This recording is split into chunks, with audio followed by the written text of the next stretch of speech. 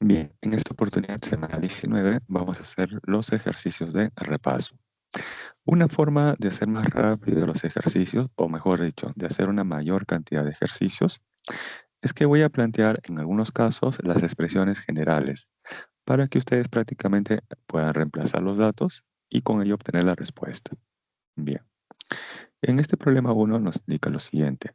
En una región de la atmósfera, la presión del aire, P, está dada por esta ecuación dimensionalmente homogénea, donde nos dice que P sub 0 representa la presión, Z la distancia, T la temperatura, M la masa y G la aceleración. Nos preguntan, determine la dimensión de R. Bien, se observa que R, ¿dónde se encuentra? En este caso R es parte de ¿quién? Veamos aquí.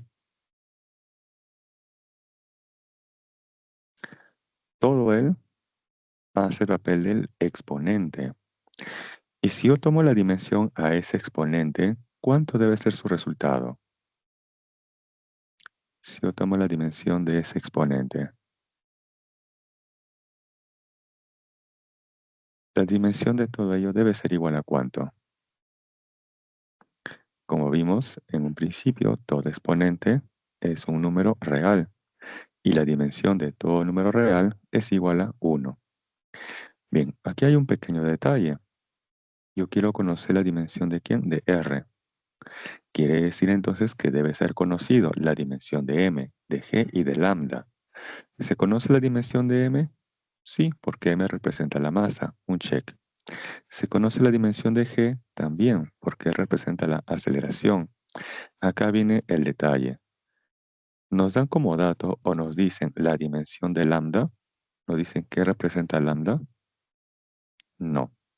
Entonces, por el momento, no puedo conocer la dimensión de R, porque aún no conozco la dimensión de lambda. Ahora observo aquí, ¿dónde además aparece lambda? Observo que lambda aparece en esta parte. Bien, entonces, ¿cómo obtengo en este caso la dimensión de lambda? Sabiendo ahora que se encuentra ahí. Pues podemos aplicar aquí el principio de homogeneidad. O sea que vamos a tomar la dimensión a ambos lados de la igualdad. De la siguiente manera.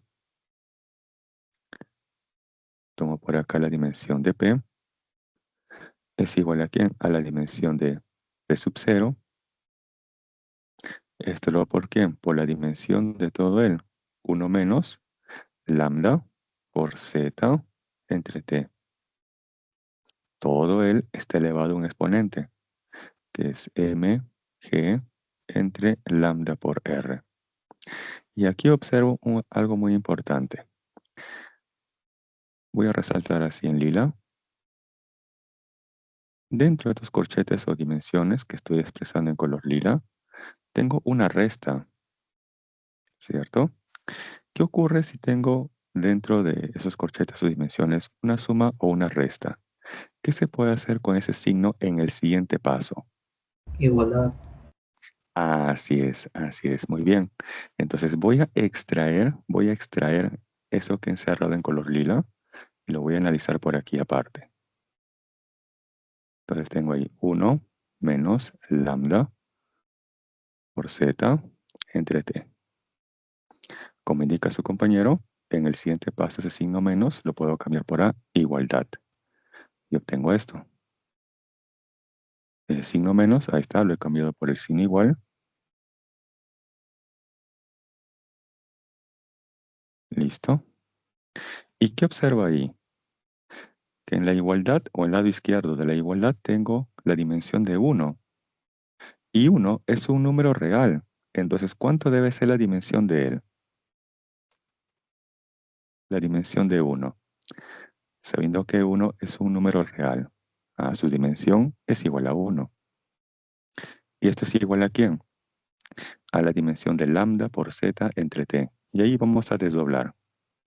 Entonces tengo dimensión de lambda por la dimensión de Z. Y todo esto entre la dimensión de T. Ahora voy a reemplazar aquí lo que nos representa cada uno de ellos. Ahí tengo la dimensión de lambda Veamos, dice que z representa la distancia y la distancia tiene como dimensión a L mayúscula. ¿Entre quién? Tengo por acá T. T representa la temperatura termodinámica. ¿Y cómo se representa la dimensión de la temperatura? Con tita. Esto se expresa, así es, como un teta mayúscula. Así es, muy bien. De ahí entonces despejamos. Entonces despejamos y voy a conocer la dimensión de lambda. Entonces teta pasa a multiplicar, L pasa a dividir, y de ahí que la dimensión de lambda es igual a teta por L a la menos 1. Hasta ahí, a ver, confirmen con un like. A ver, confirmen hasta ahí con un like este resultado. Hasta ahí nada más. Muy bien, ya tenemos entonces la dimensión de lambda. Ahora sí, con esa información ya puedo conocer la dimensión de R. Y para eso voy a analizar estrictamente, ¿quién? El exponente. Ahora vamos a analizar estrictamente el exponente, cuya dimensión, como ya sabemos, debe ser igual a 1, ya que todo exponente siempre es un número real.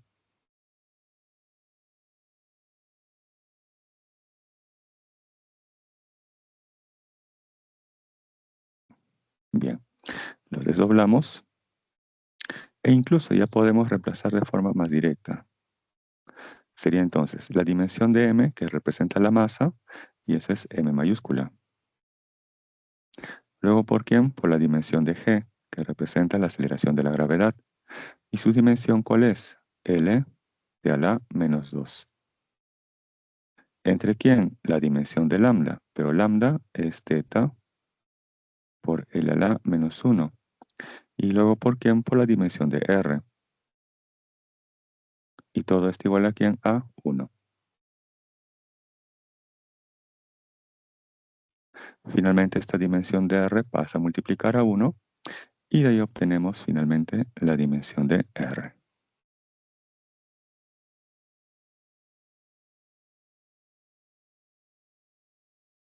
Entonces, ¿qué nos queda? M. Este L a la menos 1 que está en el denominador, cuando pasa al numerador, se convierte en L. Y con el L que ya tenemos en el numerador, vamos a obtener L al cuadrado. ¿Por quién? Por T a la menos 2. Y este teta pasa al numerador. Y esto correspondería a un teta a la menos 1. Listo. Y ahí finalmente tendríamos la respuesta. Bien, si desean, pueden tomar una captura, ya que lamentablemente si paso a la siguiente diapositiva, esto ya desaparece. Ahí les doy unos segundos para que tomen la captura e indiquen sus consultas.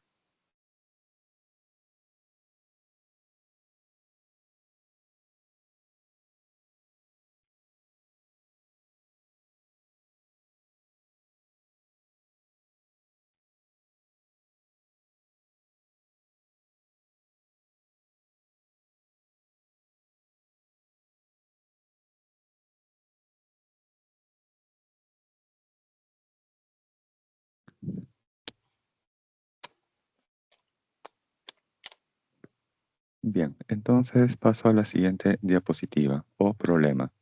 Ojo que si paso, esto ya no vuelve a aparecer, ¿correcto? Lamentablemente, si borro, ya no vuelve a aparecer. Bien, continuamos. En 3, 2, 1, va. Problema número 2 nos dice, en la figura se muestran tres vectores A, B y X, inscritos en un triángulo equilátero. Halle la expresión de X en función de los vectores A y B. Bien.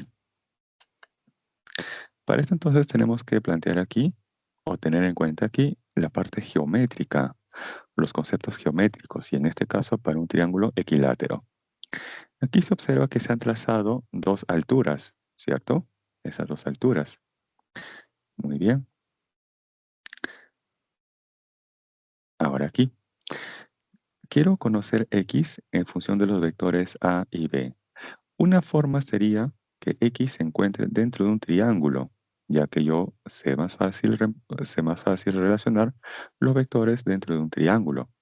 Por ejemplo, ese triangulito podría ser este. Ahí. Ahí podríamos, por ejemplo, tener x en función de a y de b, relacionando los vectores, pero en ese triángulo pequeño. ¿Cómo lo podemos hacer? Muy bien. Vamos entonces con unos conceptos previos. Tengo aquí un triángulo cualesquiera.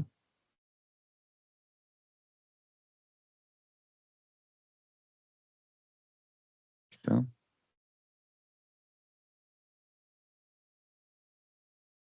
Este, digamos, vale como a. Y les plantean como dato lo siguiente.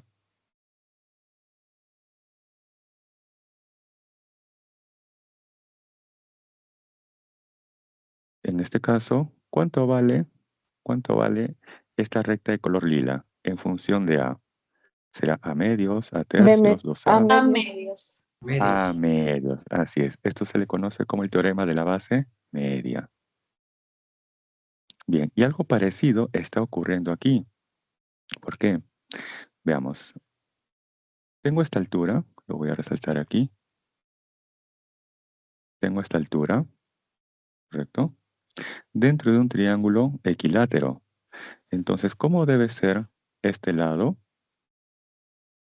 con este otro? Iguales. Deben ser iguales, así es. Entonces, si observo que toda la base vale como b, entonces, ¿cuánto vale todo esto? El de celeste que está arriba. B medios. B medios, muy bien. Todo vale B medios, ¿cierto? Pero aquí también observo un detalle, que aquí se ha trazado otra altura, ¿no? La que pasa justamente por el vector B. Entonces, estos dos también, ¿cómo deben de ser? Iguales. Entonces, si todo esto vale B medios, entonces, ¿cuánto vale solamente esta porción? B cuartos. B cuartos, así es, muy bien. Entonces, eso de ahí vale B cuartos, así es. Bien, hasta ahí ya tengo por lo menos esa parte del triángulo que queremos formar, ¿correcto? Pero ahora falta, entre comillas, esta parte que corresponde como que a la hipotenusa, ¿no? Falta este de aquí, que corresponde como la hipotenusa. Bien, para eso entonces observo lo siguiente. Se han trazado estas dos alturas y se ha interceptado en este punto.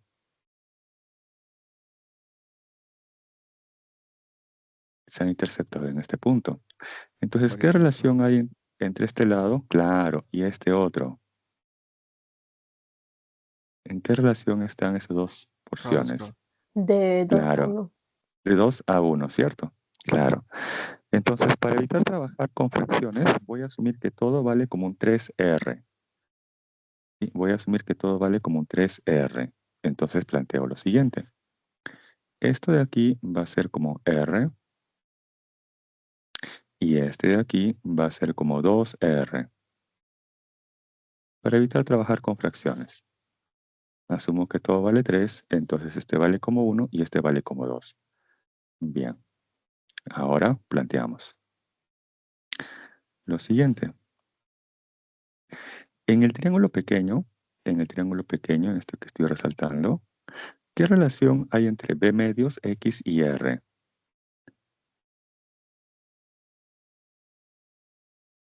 A ver, ¿qué relación hay entre esos vectores? B medios, X y R en ese triángulo pequeño. Suman 0. ¿Rectángulo?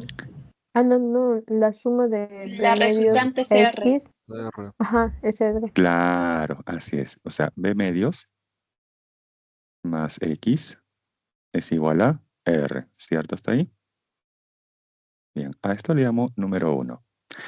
Ahora voy a buscar una relación en este otro triángulo, porque ha aparecido una nueva variable, que es R. Yo tengo que eliminar R de alguna otra manera. Ahora, en ese triángulo que resaltó en color amarillo, ¿qué relación hay entre B, A y 2R?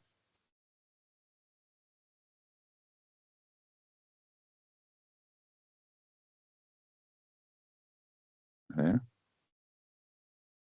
¿Será que A más 3R es igual a B? O quizás Sí, A medios, ojo, o A quizás A medios. medios más 3R es igual a B. a A medios. medios.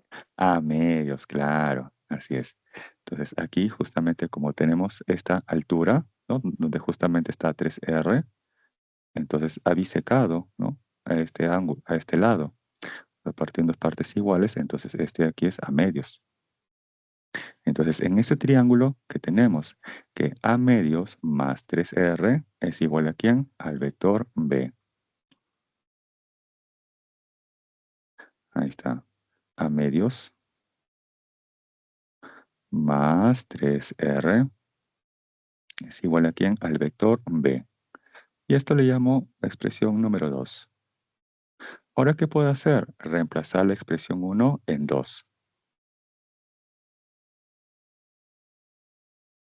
De la siguiente manera. En expresión 1 tengo B medios más X. Perdón.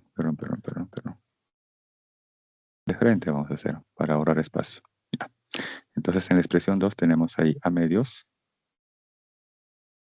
más 3R. Pero ¿quién es R? Lo que tenemos arriba, ¿no? Que es B medios más X. Ahí está. Y esto es igual a ¿quién? Al vector B. Listo. Entonces ahí finalmente ya podemos despejar y obtener cuánto vale X en función de A y B. El 3 pasa a multiplicar, entonces tengo por acá 3B medios.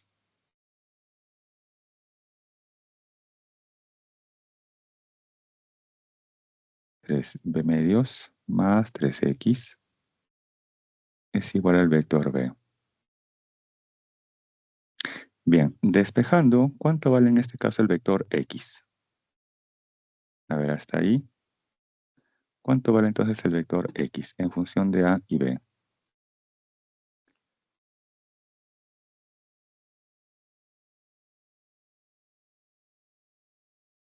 Acá sería B menos 3B medios. Eso les va a quedar ¿cuánto al final? A medios más 3B medios menos B es igual a 3X. Ya. Y dividiendo el 3 a todo, ¿cuánto nos da finalmente?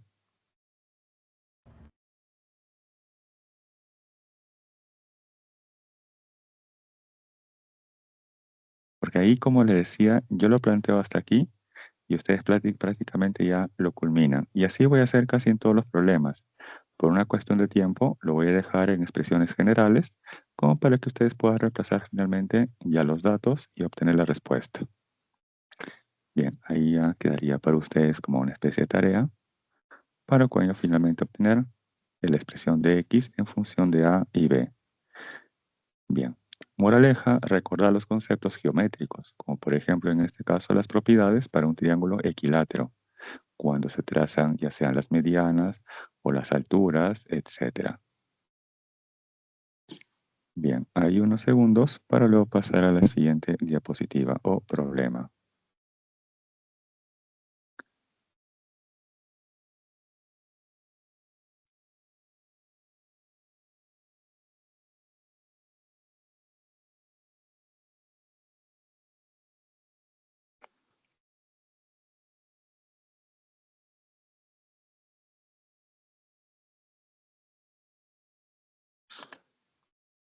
Bien, entonces paso en 3, 2, 1 a la siguiente diapositiva. Bien, problema 3. Problema 3 nos dice, dado los vectores, y en este caso los vectores A y B están expresados en función de los vectores unitarios, indique la verdad o falsedad de las siguientes proposiciones. Nos dice en la primera, los vectores A y B son paralelos y en direcciones opuestas. ¿Cómo me di cuenta cuando los vectores son paralelos? Solamente hasta ahí. Cuando los vectores son paralelos. ¿Alguien recuerda qué relación cumplen cuando los vectores son paralelos? Misma Que por dirección. ejemplo, o también pueden tener direcciones opuestas. También puede ser que tengan direcciones opuestas. Pero en general es de la siguiente manera. Que el vector A sea igual a ¿quién? A un lambda por el vector B. O sea que la relación entre ellas sea un número escalar. Este número escalar puede ser positivo, puede ser negativo, puede ser entero o puede ser fraccionario. Pero ¿qué sucede si lambda es positivo? Entonces quiere decir que los vectores A y B son paralelos y además tienen igual dirección. ¿Qué sucede si lambda es negativo? Los vectores A y B son paralelos, pero tienen direcciones opuestas. Entonces aquí lo que tengo que obtener es el valor de lambda y observar si ese resultado de lambda es positivo o negativo. Ahora, ¿qué sucede si entre A y B no hay ninguna relación? O no se puede expresar de esta forma. Entonces quiere decir que los vectores no son paralelos, sencillamente, no son paralelos. Si lambda, o mejor dicho, no hay una relación aquí, entonces quiere decir que los vectores A y B no son paralelos. Bien, entonces observo lo siguiente. Tengo el vector A ya expresado de la siguiente manera. Inclusive lo voy a expresar en función, a ver, de pares ordenados. ¿Les parece o lo dejo expresado así tal como está? Depende de ustedes. O lo dejo así tal como está. Ya está. Entonces acá tendríamos que A es igual a 1, implícitamente tengo el 1, por su vector unitario I, menos 3J y más 2K. Ahora el vector B. Observen allí. En el vector B, estos numeritos son múltiplos de ¿cuánto? Todos ellos. El 4, el 12 y el 8. De 4. De 4. Entonces aquí me conviene factorizar el número 4, ¿correcto? Bien, voy a factorizar el número 4. Entonces aquí nos queda, o inclusive el menos 4. Inclusive el menos 4. Para evitar hacer un paso adicional, voy a factorizar el menos 4. Ahí está el menos 4. Entonces, ¿qué nos va a quedar aquí? Nos va a quedar un I. Nos va a quedar por acá menos 3J. Y nos va a quedar aquí más 2K. Listo. Y observen aquí. Todo esto que está entre paréntesis, todo el ¿quién es? ¿Es o no el vector A? Es el vector A. Así es. Entonces, ¿qué concluyo? Que el vector B es igual a menos 4 veces el vector A. Y observo ahí justamente que se ha encontrado ese valor de lambda. ¿Y ese lambda cómo nos ha salido? ¿Positivo o negativo? Negativo. Negativo. Por lo tanto, los vectores A y B son paralelos y además sus direcciones ¿cómo son? ¿Iguales u opuestas? Opuestos. Opuestas. Muy bien. Por lo tanto, la primera, ¿cómo debe ser? ¿Verdadero o falso? Son paralelos, sí, y además tienen direcciones opuestas. Verdadero. Eso es porque el lambda nos ha salido negativo.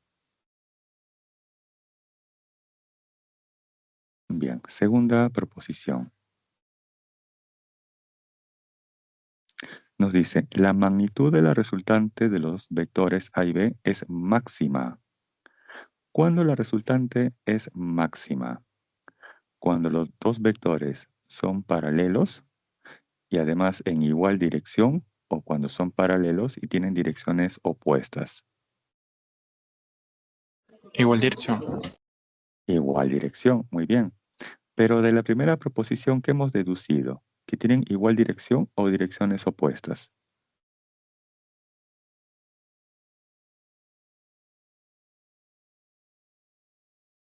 Aquí hemos deducido que los vectores A y B tienen direcciones opuestas. Entonces su resultante podrá ser máxima.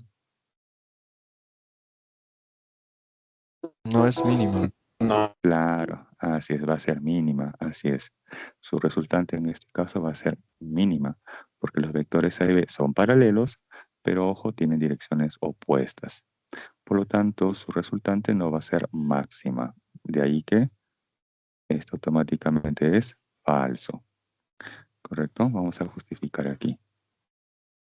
La resultante máxima se obtiene cuando los vectores son paralelos, pero tienen igual dirección. Por ejemplo, si él es A y este otro vale B, entonces se observa que son paralelos y además tienen igual dirección. En ese caso, sí se obtiene una resultante máxima. ¿Y esto además cómo se obtiene? ¿O su magnitud cómo se obtiene? Simplemente sumando sus magnitudes. Pero eso no ocurre aquí, ya que de la primera proposición hemos inferido, hemos deducido que los vectores A y B tienen direcciones opuestas. Bien. Tercera proposición. Nos dice, la magnitud del vector A más B es mayor que la magnitud del vector A menos B. ¿Verdadero o falso? Verdadero. A ver, vamos entonces a analizar. Falso. Primero el del A más B. Falso.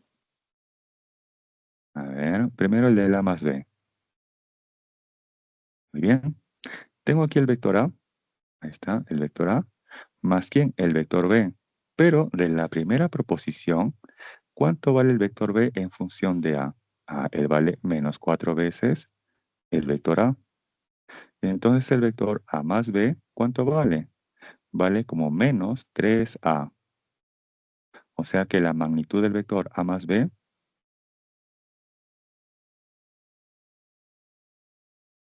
va a ser igual a 3 veces la magnitud del vector A. Bien, esa es la primera parte. Ahora vamos a comparar con el otro, con el vector A menos B.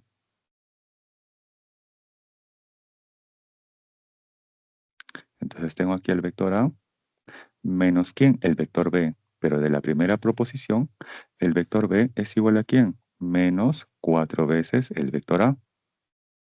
Y por regla de signos, menos por menos, ¿qué nos da? Más. Entonces tengo aquí A más 4A y eso que nos da como 5A. Luego le tomo aquí la magnitud o el módulo. Y observo entonces que la magnitud del vector A menos B va a ser igual a 5 veces la magnitud o el módulo del vector A. Ahora sí, ¿cómo debe ser la tercera proposición? Nos dice que la magnitud del vector A más B es mayor que la magnitud del vector A menos B. Por ahí respondieron rápidamente. ¿Cuál fue su respuesta? Falso. Falso. Así es, muy bien, falso. Listo. Bien, hay unos segundos.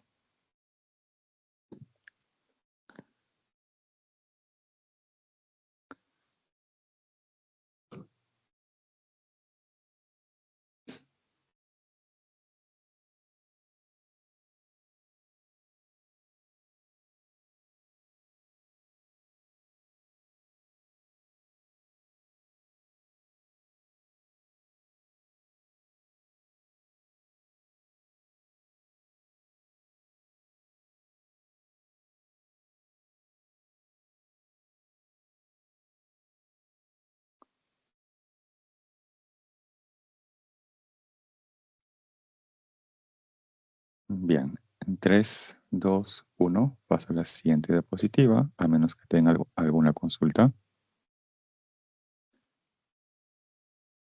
Bien, continuamos. Y tengo ahora el problema número 4. Nos plantea lo siguiente. Dos atletas A y B se desplazan en la dirección del eje X, según sus ecuaciones posición-tiempo. Tener presente estos datos muy importantes. Esto que está entre paréntesis. ¿Correcto? Ahí les dan esa ayuda. Bien, nos dicen además, si en t igual a 0 y en t igual a 2 segundos los atletas están distanciados o separados 5 metros, pregunta, ¿cuánto tiempo tardan en encontrarse? Bien, si los móviles, los atletas, se encuentran, Entonces, para ese instante en el cual se encuentran, ¿cómo deben de ser sus posiciones? Tanto del atleta A como del atleta B. ¿Iguales o diferentes?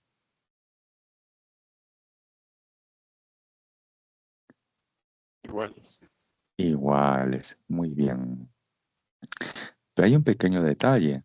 De la ecuación de movimiento del atleta A no conozco x sub 0. Y de la ecuación de movimiento de B no conozco v. Entonces, primero, antes de conocer ese tiempo, deberíamos de conocer previamente x sub 0 y además v. ¿Eso cómo lo obtenemos? Con ese dato que está escrito en color marrón. Bien, entonces vamos a partir del dato. Voy a trazar aquí una recta. Ahí está. Y por acá tengo el 0. El origen de coordenadas. Bien. Para t igual a 0. Para t igual a 0. ¿Cuánto vale la posición del atleta A? Reemplazamos en t igual a 0. Esto de acá se elimina. Entonces la posición del atleta A es igual a ¿quién? X sub 0. Pero hay un pequeño detalle. X sub 0 puede ser positivo o puede ser negativo. ¿Correcto? Y ahí Dice justamente positivo, va esta ayuda. Claro, así es. Muy bien. Entonces, ojo, yo no podría saber sin este dato si la posición inicial de A se encuentra aquí o se encuentra por acá, o sea, a la derecha o a la izquierda del origen de coordenadas. Para eso justamente le dan esta ayuda. Le dicen que X sub 0 es positivo. Entonces necesariamente debe encontrarse en esta región. No sé cuánto vale, pero sí o sí debe estar en esa región. Lo dejamos ahí, X sub 0. Ahora, para t igual a 0 lo reemplazamos en la posición de B. En t igual a 0. Entonces, si t vale 0, este término desaparece, se anula. Y de ahí que la posición del móvil B para t igual a 0, ¿cuánto vale? menos 4. Menos 4. Muy bien. Y eso lo vamos a indicar aquí. Ahí está, menos 4 metros. Nos dice por dato el problema que para ese instante t igual a 0, la distancia que los separa es igual a 5 metros. De 0 a menos 4 ya tengo una distancia de 4 metros. Pero la distancia entre menos 4 y x sub 0 debe ser igual a 5. Entonces, ¿cuánto creen que vale x sub 0?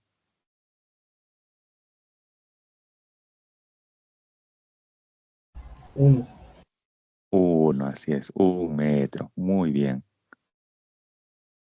Ahí está. Entonces, hasta ahí ya tenemos cuánto vale x sub 0, ¿correcto? Ahora falta conocer el valor de v. Para eso entonces analizamos el otro tiempo, que fue de 2 segundos. Ahora analizamos para t igual a 2 segundos. De igual manera trazamos aquí una recta. Acá colocamos el origen. Y reemplazamos para t igual a 2 segundos. Muy bien. Entonces tengo aquí, para el móvil A, esto es x sub 0 menos 2t. Pero x sub 0, ¿cuánto vale? Hemos deducido que él vale 1, ¿cierto? Y reemplazamos entonces aquí para t igual a 2 segundos. Entonces tengo ahí 1 menos 2 por 2. ¿Y esto cuánto nos da? Esto es menos 4. Tengo 1 menos 4 que nos da menos 3. Entonces quiere decir que la posición de A para t igual a 2 segundos, ¿cuánto vale? Menos 3. Entonces él vale ahora menos 3. Ahí se encuentra el móvil A. Muy bien. Pero un detalle, para t igual a 2 segundos, los atletas están separados 5 metros. Entonces acá les pregunto, ¿dónde debe encontrarse para t igual a 2 segundos el atleta B? ¿Dónde debe encontrarse? ¿En qué posición?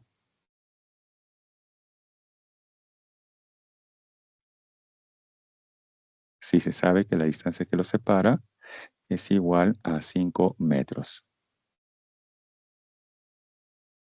2. 2. Así es, en la posición 2. Así es. Muy bien, en la posición 2. Perfecto. Bien. ¿Y eso para qué nos sirve?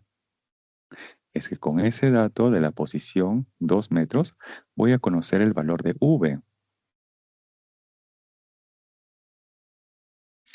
Porque hemos indicado que para t igual a 2 segundos, la posición de B es igual a ¿cuánto? Menos 4 más V por t. Para t igual a 2, del gráfico de abajo hemos deducido que esta posición de B vale 2 metros. Ahí está 2. ¿Es igual a quién? Menos 4 más V por t. Pero t vale 2. Ya está. Este menos 4 pasa al otro lado como 4 y con 2 nos va a dar 6. Este 2 que está multiplicando a V va a pasar a dividir a 6 y de ahí que V, ¿cuánto vale?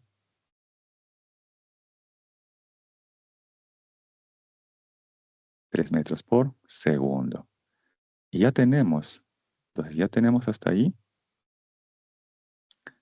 tanto la posición x sub 0 del móvil A como también V para el móvil B. Y con esto finalmente ya podemos dar la respuesta. Nos preguntan aquí el tiempo en el cual los móviles o los atletas se encuentran.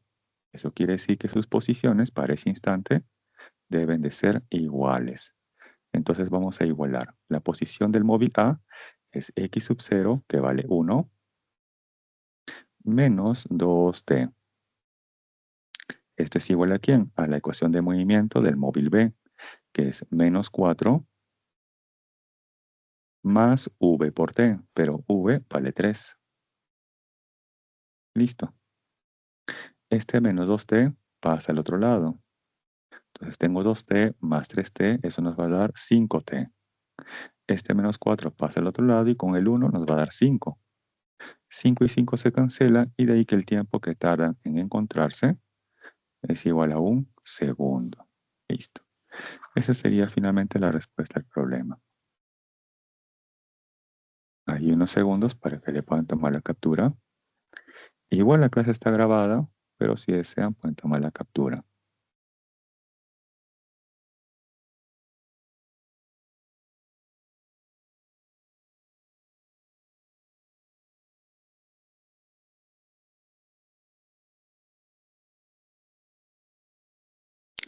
Ahora aquí un pequeño detalle.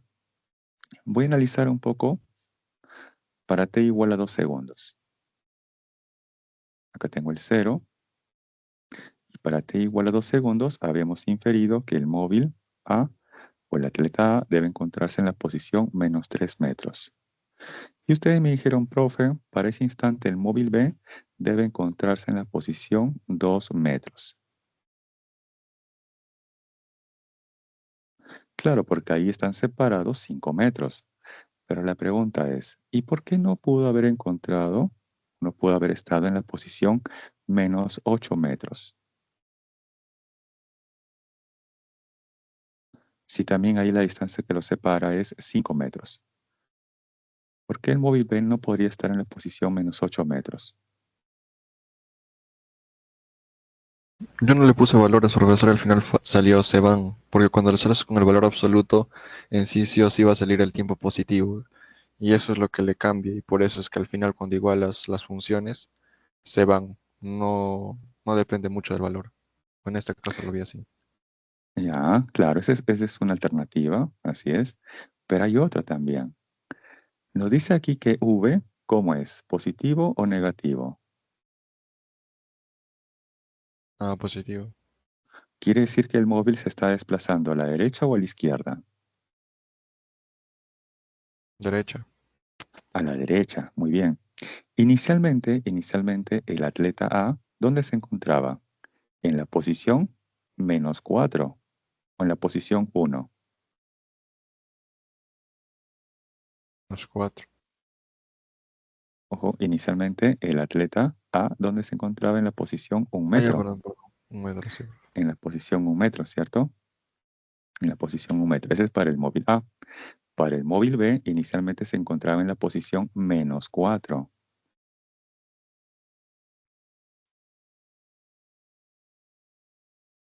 Entonces, ojo, aquí inicialmente se encontraba el atleta A. Si nos dice que su velocidad es positiva, ¿no? En este caso para el móvil B, perdón. Para B, perdón, para B. Ahí está. Para B igual a 0, se encuentra en la posición -4.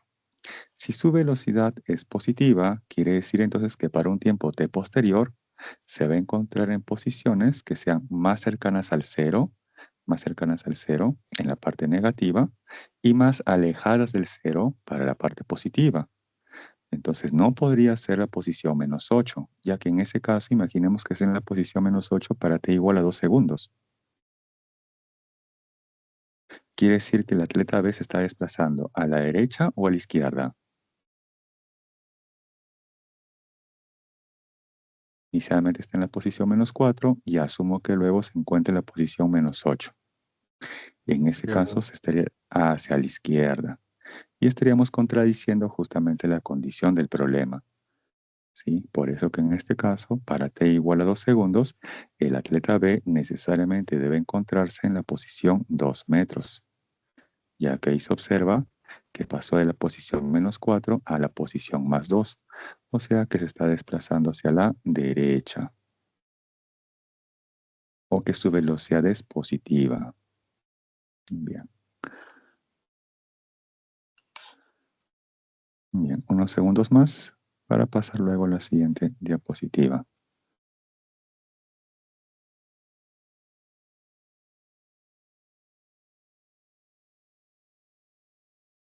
Bien, problema 5.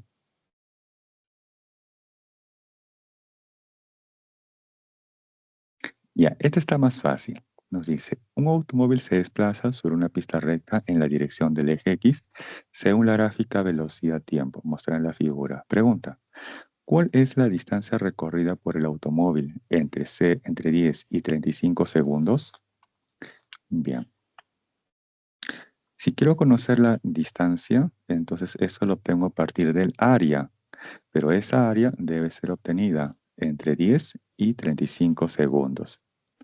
Entonces sería toda esta área. Lo voy a sombrear así por intervalos. En este intervalo celeste, en este intervalo marrón, en este intervalo de color verde,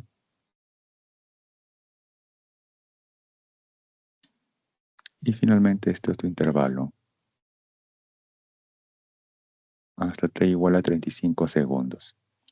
Entonces sí tenemos como que 4 regiones, como que 4 áreas. La de celeste, marrón, verde y amarillo. El detalle está que para conocer las áreas de celeste y amarillo, tenemos que conocer cuánto vale la velocidad para t igual a 10 y para t igual a 35 segundos. Y eso va a ser relativamente sencillo, ya que de 0 a 15, la velocidad se incrementa de forma lineal, ¿cierto? Bien. Entonces, esto ya quedaría como para ustedes hacer lo siguiente. Van a conocer cuánto vale la velocidad para el instante de 10 segundos. Que le puedo llamar un V1. También van a tener que conocer la velocidad del móvil para t igual a 35 segundos.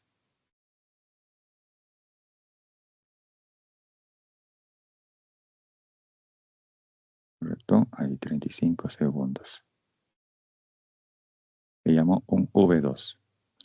De tal manera que ustedes suman el área 1 más el área 2 más el área 3 más el área 4.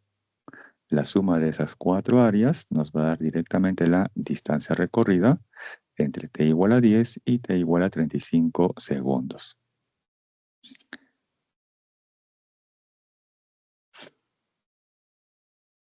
Ahí lo vamos a indicar.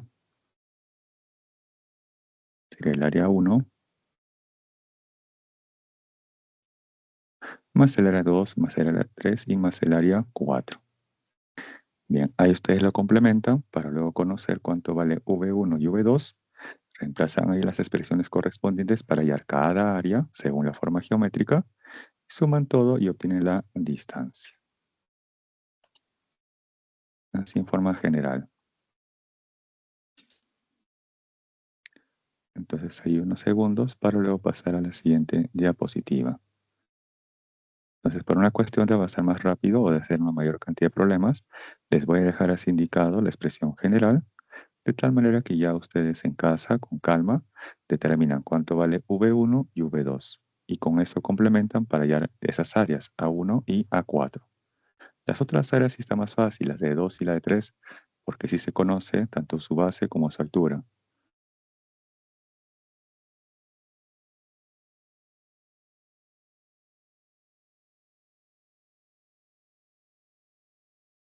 Bien, pasamos entonces al siguiente problema.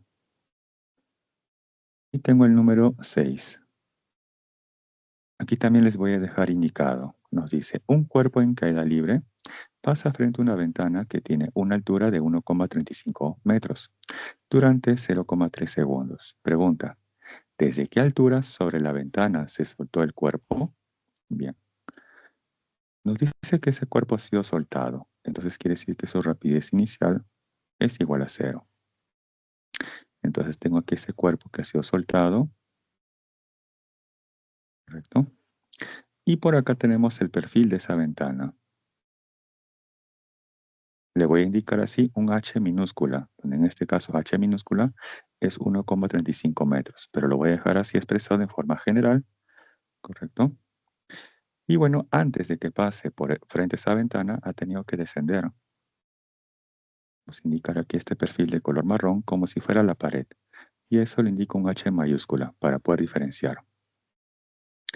Bien, voy a asumir que desde que fue soltado hasta que llega a la parte superior de la ventana, le ha demorado un tiempo t, ¿correcto? Hasta ahí un tiempo t. Pero nos dicen que pasó frente a la ventana, ¿qué tiempo? Frente a la ventana pasó 0,3 segundos. Quiere decir entonces que desde que fue soltado, hasta que llegó a la parte más baja de la ventana, a la parte inferior de la ventana, le demoró un tiempo que sería t más 0,3 segundos. Bien, ¿cómo voy a resolver este problema? Pues planteando lo siguiente, que en general la altura que desciende un cuerpo es igual ¿a quién? A la rapidez inicial por el tiempo, pero la rapidez inicial vale 0, entonces ese producto vale 0.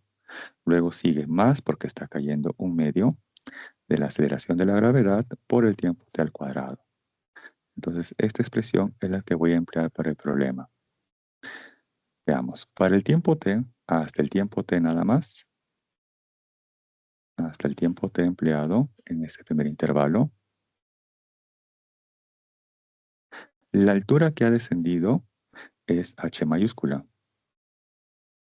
¿Y esto es igual a cuánto? Bueno, g que vale 10 entre 2 sería 5, o sea 5t cuadrado. ¿Correcto? Eso es hasta el tiempo t. Pero luego vamos a añadirle esos 0,3 segundos, o sea que en el tiempo de t más 0,3 segundos, ¿qué altura ha descendido? Ha descendido a h mayúscula más h minúscula. ¿Y esto debe ser igual a quién? A 5 por el tiempo elevado al cuadrado, pero ese tiempo en este caso es t más 0,3. Muy bien. Observo justamente que este h mayúscula, ¿quién es? De la ecuación anterior, la que está arriba, él es 5t cuadrado. Entonces voy a tener ahí 5t cuadrado más h minúscula es igual a 5, paréntesis, t más 0,3 y este elevado al cuadrado. Este 5t pasa a restar al otro lado y voy a factorizar el 5. Y obtengo esto.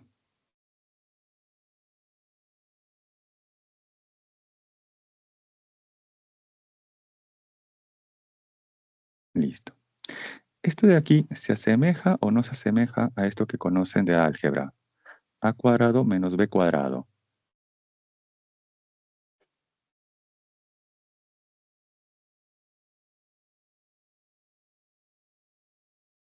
A ver, ahí comparen. Lo que está entre corchetes, ¿se asemeja o no se asemeja a esto?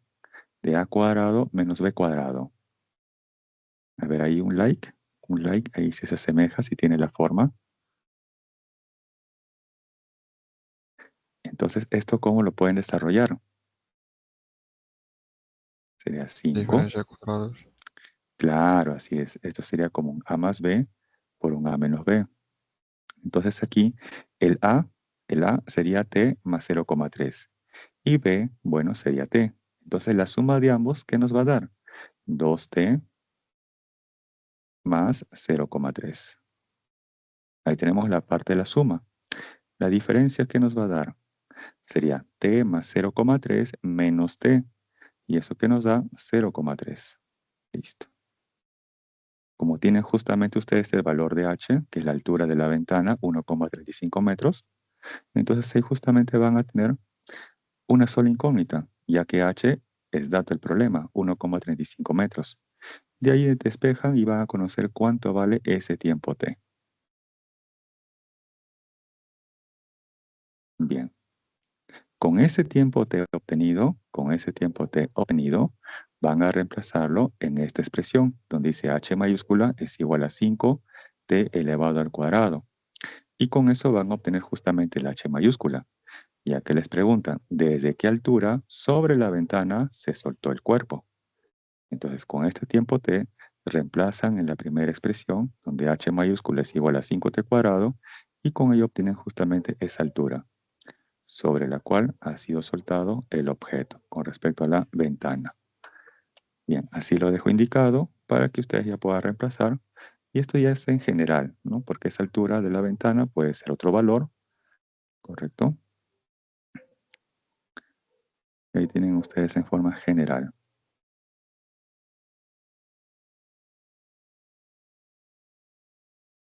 Ahí unos segundos.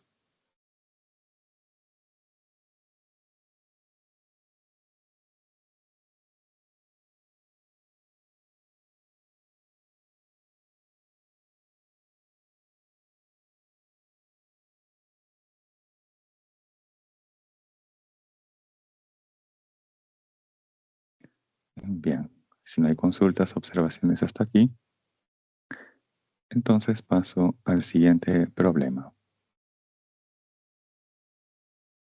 Bien, número 7. Nos dice, un motociclista realiza una acrobacia impulsándose horizontalmente con una rapidez de 10 metros por segundo, desde una altura h igual a 20 metros. Pregunta, ¿con qué rapidez llegará al suelo? Bien, un problema típico. El motociclista sale disparado y va a impactar aproximadamente en esta posición. Ahí yo deseo conocer su rapidez. Entonces hay que tener presente que durante su vuelo ha realizado una trayectoria semiparabólica. Quiere decir que tiene dos componentes de velocidad, una en la horizontal y la otra en la vertical. Una componente horizontal y una componente vertical de la velocidad. Con esas dos componentes recién podré conocer cuánto vale la magnitud o el módulo de quién, de la velocidad. Ya que él se obtiene como la raíz cuadrada de la componente horizontal al cuadrado más la componente vertical elevado al cuadrado. Bien, ¿cuánto creen que vale la componente horizontal de la velocidad? ¿Será 10? ¿O quizás mayor o menor de 10? 10. 10, así es. ¿Y por qué?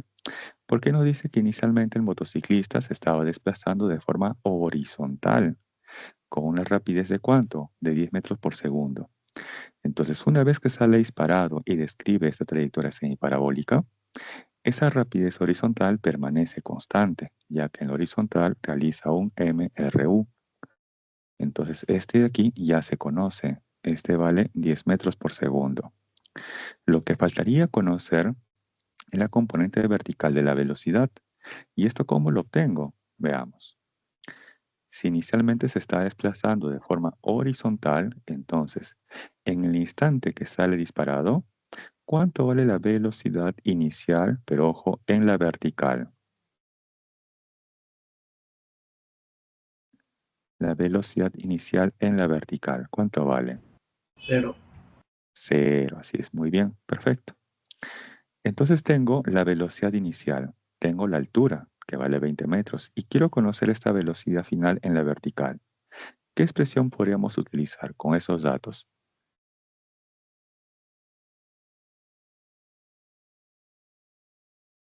Por ejemplo, esta, que la rapidez final en el eje vertical al cuadrado es igual ¿a quién? A la rapidez inicial en el eje vertical elevado al cuadrado. En este caso más porque está cayendo. 2 veces ¿quién? La magnitud de la aceleración de la gravedad, G, ¿por cuánto? Por la altura h. Reemplazamos, sabiendo que el vale 0, entonces nos queda que el al cuadrado es igual a 2 que por h. Listo. No es necesario aquí sacar la raíz cuadrada. ¿Por qué? Porque lo que estoy buscando es la componente vertical de la velocidad elevado al cuadrado. Entonces, ese resultado obtenido de aquí, reemplazando el valor de la gravedad y la altura h por dato y multiplicando todo esto por 2, obtienen cuánto vale esa componente vertical de la velocidad al cuadrado. Ese resultado lo reemplazan aquí. También van a reemplazar el valor de esta componente horizontal que vale 10, lo elevan al cuadrado, a todo eso le sacan la raíz cuadrada y con ello finalmente ¿qué obtienen? La rapidez con la cual impacta al suelo, o el módulo o la magnitud de la velocidad en el instante que impacta o llega al suelo. Bien. Ahí unos segundos para que le puedan tomar. Sí, dígame. ¿No se supone que cuando la motocicleta empieza a caer, su velocidad horizontal 10 también cambia? Ojo, la componente horizontal de la velocidad en el movimiento parabólico permanece constante en todo momento, la componente horizontal, ya que en la horizontal realiza un MRU. ¿En dónde está cambiando? En el eje vertical. Y claro, también cambia su rapidez, porque como está cambiando el valor de la componente vertical, entonces también cambia el valor de su rapidez. Pero ojo, la componente horizontal de la velocidad en todo momento permanece constante, Incluso antes del lanzamiento. incluso antes del lanzamiento, así es. Ok, gracias. Ok, gracias también a usted. Porque ojo, ahí nos dicen justamente que el motociclista se está desplazando inicialmente de forma horizontal. Quiere decir que en el eje vertical su velocidad vale 0. Y justo cuando despega, o cuando se lanza, esa componente horizontal de la velocidad permanece constante. Para ese instante su velocidad en el eje vertical vale 0. Y luego ya cuando describe esa trayectoria semiparabólica, su componente horizontal de la velocidad permanece constante y ahora la componente vertical de la velocidad se incrementa en módulo o en magnitud hasta que finalmente impacta o llega al suelo. Bien, uy, perdón. Bien, ahí unos segundos.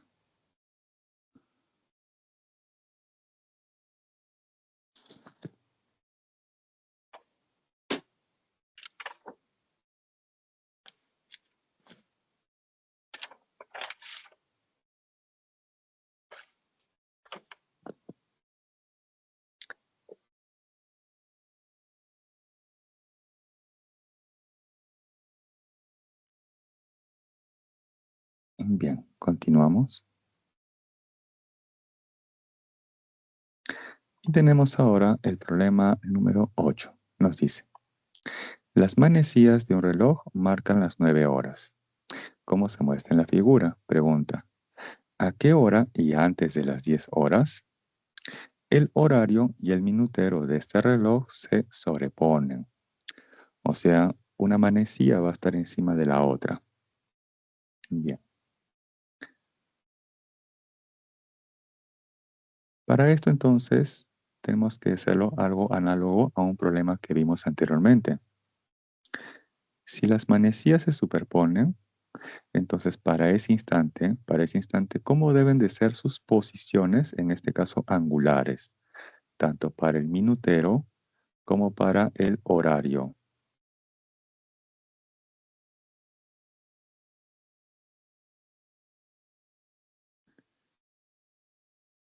para ese tiempo t, cómo debe ser la posición angular tanto del minutero como del horario.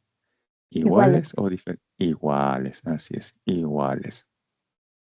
¿Y cómo obtengo estas posiciones angulares? Bien, como las manecillas giran realizando un MCU, ¿correcto? Un MCU, entonces del MCU que se recuerda que la posición angular final es igual a ¿quién? A la posición angular inicial más ¿quién?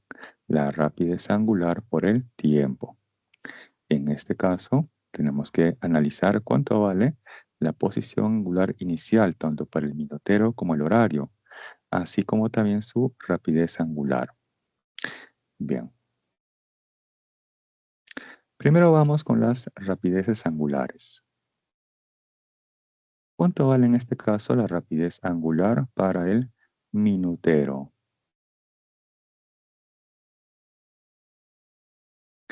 Una forma sería de esta.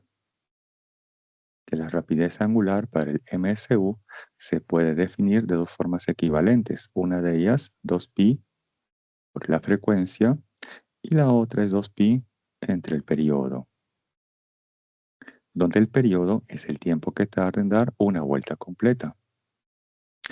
Entonces aquí sería para el minutero tenemos ahí 2pi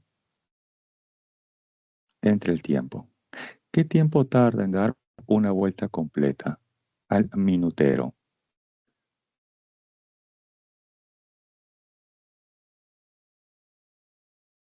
El de rojo es el minutero. 60 minutos. Claro, 60 minutos o una hora, ¿correcto? O una hora. ¿Sí? En este caso lo voy a expresar en horas. Entonces sería aquí 2pi entre el tiempo, ese periodo, que sería en este caso una hora. Entonces ahí vamos a tener que la rapidez angular del minutero es igual a 2pi radian por cada hora. Muy bien, esto es ojo para el minutero. Ahora vamos con la rapidez angular de ¿quién? Del horario. Este 2pi entre el periodo. ¿Y cuánto vale el periodo para el horario? 12 horas. 12 horas, así es, 12 horas. Muy bien. Porque claro, estamos hablando del reloj, ¿cierto? Entonces, para este reloj, el periodo del horario es 12 horas.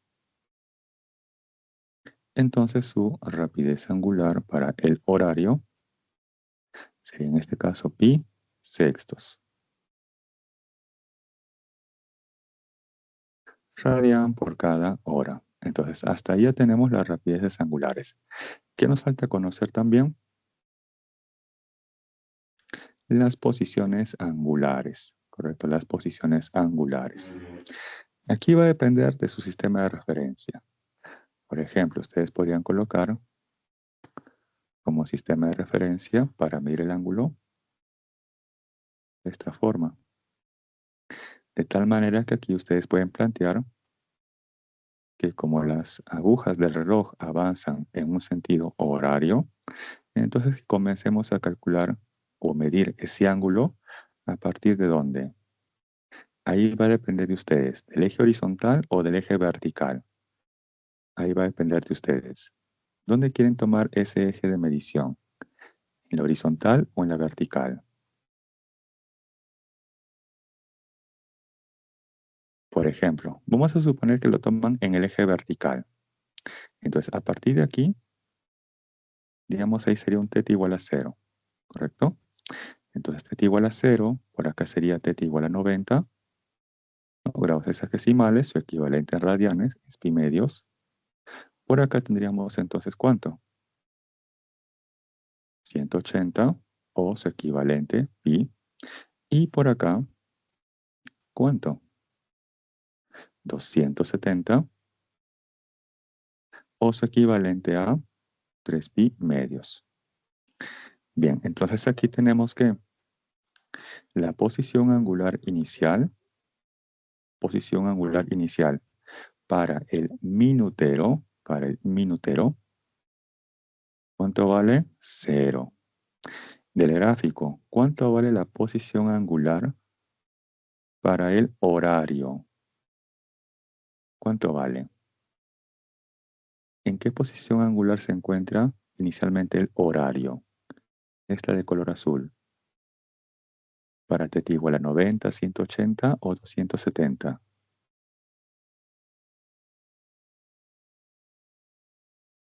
Está en 270 o 3 pi medios. Listo, ya tenemos. Entonces ahí, finalmente lo que planteamos es lo siguiente. Que para ese tiempo t, que aún no sé cuánto vale, la posición angular tanto del minutero como del horario deben de ser iguales. Para el minutero sería entonces posición angular inicial. ¿Cuánto vale? 0. ¿Más quién? Su rapidez angular, que en este caso vale 2pi, y esto por el tiempo t. Esto va a ser igual a quién? Para el horario. Vamos a indicar así horario, ya que mi h parece la m, para el horario, ¿no? Para diferenciarlo. Esto es para el horario. Bien. Para el horario sería entonces su posición angular inicial. ¿Cuánto vale? 3 pi medios. ¿Más cuánto? Más su rapidez angular del horario. ¿Y eso cuánto vale? Pi sextos. Y esto luego por el tiempo t. De ahí finalmente ustedes despejan y obtienen el tiempo t. Listo. A ese tiempo le suman, ¿no? Le suman la hora actual, 9 AM, para saber cuál es la hora, ¿no? Porque ojo, les preguntan la hora, no les preguntan qué tiempo ha transcurrido, sino les preguntan la hora. Entonces, a esa hora actual, 9, le tienen que sumar el tiempo obtenido aquí. Y esa sería finalmente ya la respuesta a ese problema. Bien, hay unos segundos.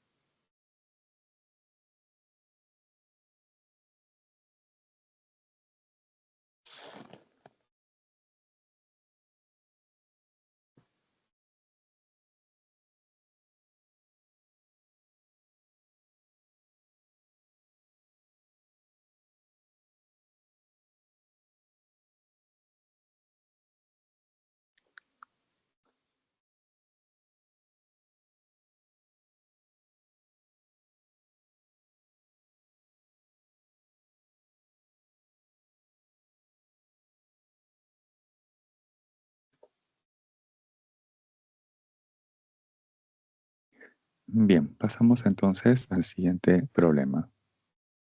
En 3, 2, 1, va.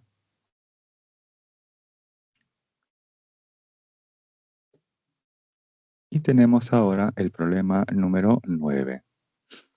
Nos plantea lo siguiente. Un camión de carga pesada sube por un plano inclinado que forma un ángulo de 16 grados respecto a la horizontal y además con una aceleración constante de magnitud 2 metros segundo al cuadrado. Si el camión transporta un cajón de masa 100 kilogramos, el cual está por resbalar, ojo, está por resbalar, pregunta, determine el coeficiente de rozamiento entre el cajón y la plataforma del camión. Bien. Si nos dice que el sistema se desplaza con aceleración, entonces en ese eje en el cual existe aceleración, ¿qué le voy a plantear? ¿Primera ley de Newton o la segunda ley de Newton? En el eje Primero, en el cual... ¿Primera están seguros? ¿Seguras? Ojo, si tenemos aceleración, entonces en el eje paralelo en el cual existe aceleración, vamos a plantear la segunda ley de Newton. Y en el eje en el cual no existe aceleración, ahí vamos a plantear la primera ley de Newton. Para eso entonces vamos a tener que graficar las fuerzas que actúan sobre esa caja o sobre esa carga. Entonces acá tengo a esa carga y por aquí la superficie, la cual está inclinada un ángulo θ. Bien, graficamos las fuerzas. Esa caja tiene masa y por lo tanto un peso. Y el peso lo grafico verticalmente hacia abajo, o en la dirección de la aceleración de la gravedad. Bien, ¿qué otra fuerza actúa sobre esa caja? Esa caja está en contacto con una superficie. Por lo tanto, la superficie le ejerce una fuerza normal. Ahí tenemos entonces la normal. ¿Qué otra fuerza? Esta caja, de forma natural, tiende a ir hacia arriba o hacia abajo. De forma natural.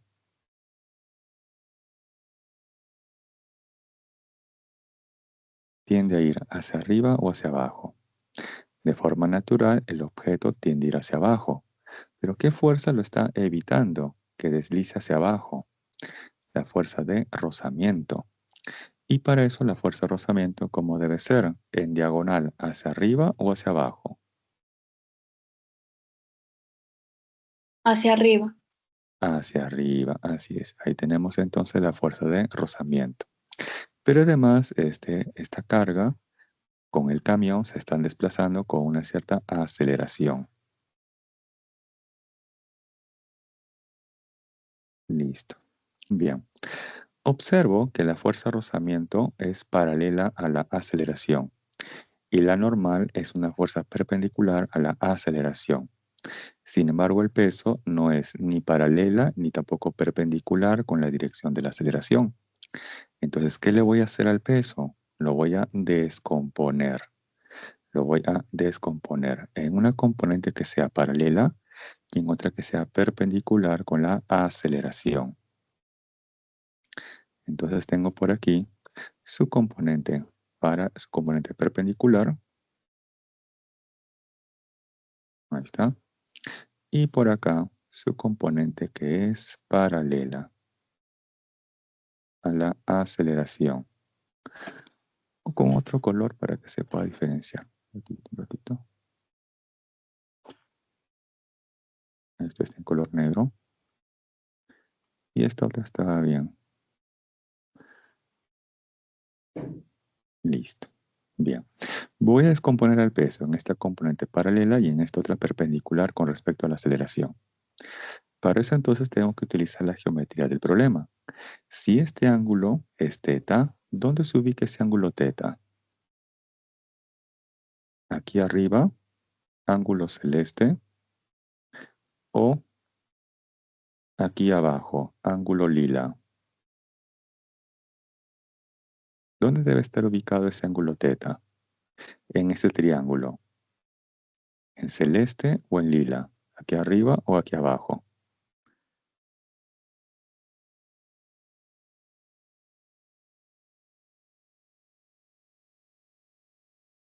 Debe ser el de color celeste. Ese ángulo es teta.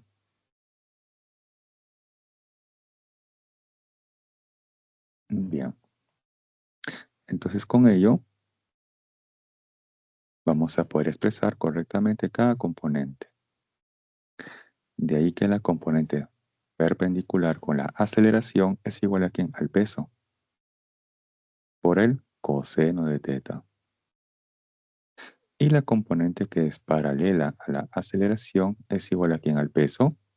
Por el seno de teta. Bien. En el eje perpendicular a la aceleración, allí vamos a aplicar la primera ley de Newton. O sea que ahí vamos a aplicar que sumatoria de fuerzas, entre comillas, los que van hacia arriba, es igual a sumatoria de fuerzas, entre comillas, de los que van hacia abajo. En este eje perpendicular al plano inclinado o en el eje perpendicular a la aceleración. En ese eje, ¿qué fuerzas van hacia arriba? La normal. En ese eje, ¿quiénes van hacia abajo? Esta componente del peso. De ahí que la normal es igual al peso por el coseno de teta. Listo. Ahora vamos a aplicar la segunda ley de Newton en el eje paralelo a la aceleración. Ahí tenemos entonces sumatoria de fuerzas es igual masa por aceleración. Primero van las fuerzas que tienen igual dirección que la aceleración y luego se restan todas aquellas que tengan dirección opuesta con la aceleración. Del gráfico se aprecia que esa fuerza que tiene igual dirección que la aceleración es la fuerza de rozamiento. y es la única. Ahora vienen todas aquellas fuerzas que tienen dirección opuesta a la aceleración. Y en este caso es esta componente del peso, que es el peso por el seno de teta. Este es igual a ¿quién? A la masa de esa carga por la aceleración. Listo. Pero además se sabe que la fuerza de rozamiento, por definición, es igual a ¿quién? A mu por la normal. Este de aquí, por definición, es igual a mu por la fuerza normal. Entonces, en el siguiente paso vamos a reemplazar ello. Ahí está, mu, ¿por quién? La normal. ¿Y como cuánto vale la normal? La normal vale el peso por el coseno de teta. Esto luego sigue menos el peso por el seno de teta. Y todo es igual a ¿quién? A la masa por la aceleración. El peso además es mg, ¿cierto? De ahí, ¿qué se va a cancelar? De esa última expresión, ¿qué se puede cancelar? La masa, ¿no? Se cancela la masa y por aquí también la masa. Entonces, finalmente, ¿qué nos va a quedar? Nos queda por acá mu, ¿por quién? Por g, por el coseno de teta, menos, nos queda en este caso g, seno de teta, es igual a ¿quién? A la aceleración. Ahí finalmente despejan y obtienen el valor de mu. Ya que del problema es dato la aceleración, también les dan como dato el ángulo teta y con ello van a conocer el valor de la función seno y el valor de la función coseno de ese ángulo. También se conoce el valor de la aceleración de la gravedad y con ello despejando obtienen el valor de mu. Ya. Ahí lo dejo expresado en forma general, ya que esto les va a servir para cualquier valor de teta o cualquier valor de la aceleración.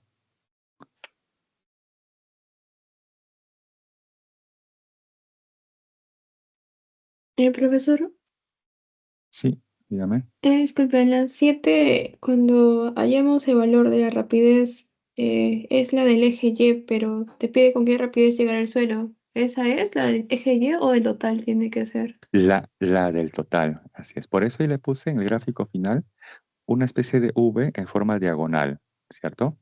Puse Pero una ese sí no horizontal habría V, respuesta, entonces no habría clave, perdón. posiblemente, quizás, ¿no? A ver, revisen por si acaso, ¿no? Pero la respuesta es esa, V, ¿no? V, esta diagonal, que es la raíz cuadrada de la componente horizontal, que si mal no recuerdo vale 10, o sea, 10 al cuadrado, más la componente vertical al cuadrado, que sería en este caso 2 veces G 22. por H, ¿no? 2 veces G por H.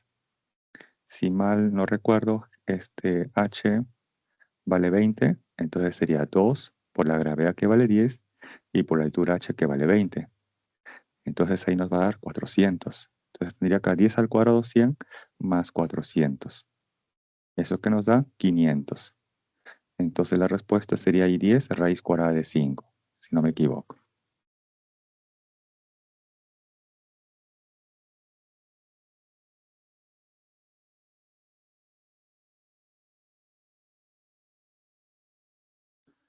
Bien, hay unos segundos más.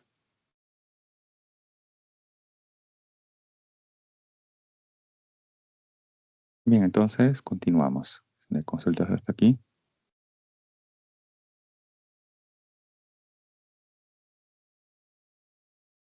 Bien. Problema número 10. Problema número 10. Nos dice, la figura muestra una bola de masa de 0,1 kilogramos que oscila en un plano vertical sujeta al extremo de una cuerda ideal de longitud 0,5 metros. Si su rapidez es 2 metros por segundo en el instante en que la cuerda forma un ángulo de 37 grados con la vertical, pregunta, ¿cuál es la tensión de la cuerda? Bien. Para este problema, tenemos que graficar las fuerzas para ese instante, en el cual θ vale 37 grados.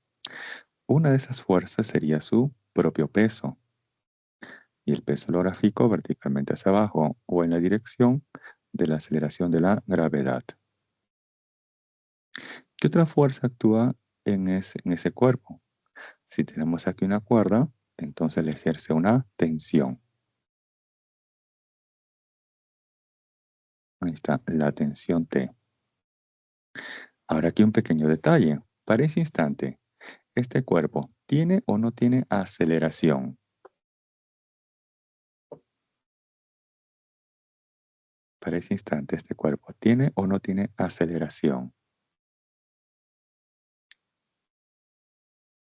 Se observa que este cuerpo está describiendo una trayectoria de tipo circular. Y cuando un móvil describe una trayectoria circular, tiene una aceleración. ¿Cuál es esa aceleración? Que sí o sí está presente en todas las trayectorias circulares, ya sea este el tipo MCU o del tipo MCUV.